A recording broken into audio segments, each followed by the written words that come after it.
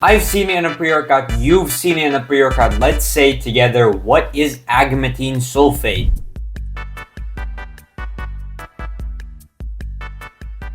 So first of all, we have to establish that agmatine is derived from L-arginine. So meaning L-arginine is a parent of agmatine and they look pretty similar. So in that case, you would think that it does pretty much the same things as arginine.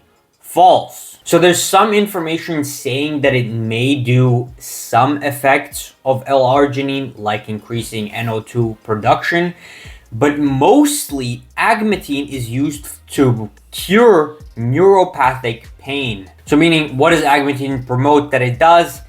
It promotes that it decreases depression, decreases anxiety, increases mood, as well as increases cognition in the process, decreasing neuropathic pain. And neuropathic pain is basically depression or any form of nerve pain that can happen if your nervous system malfunctions or gets damaged. So in that case, how does agmatine actually work? Well, it is a neuromodulator, meaning it modulates certain receptors. For example, the alpha-2 adrenergic, as well as the imidazoline L1. And basically for these two, it just binds to the receptor and then kind of modulates it, changes it. And then it also binds to the NMDA receptor. And this has been known to increase memory and learning ability. So it works through a bit more different paths than L-arginine. And right now, it is not too clear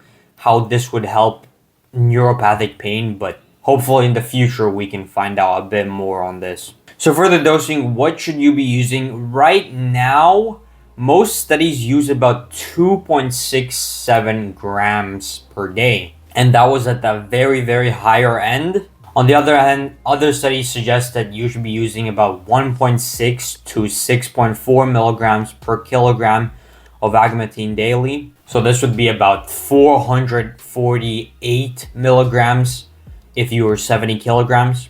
So the range is pretty huge, but I would suggest you stay between about 448 and 2.6 grams, and that should benefit you the most. Now moving on to the studies, again, they pretty much showed that it does help with, it's a novel approach to helping people with neuropathic pain. So this study right here, 2020, pretty much found that it has a significant effect in reducing neuropathic pain, as well as another study right here, 2024, found that it was great for people with Alzheimer's disease to kind of address that cognitive decline. And lastly, a study here showing that it was great as an antidepressant, so overall increased mood, it increased happiness or enjoyment of life, and decreased anxiety. And as well as I said before, there's some information, there's no real studies on this,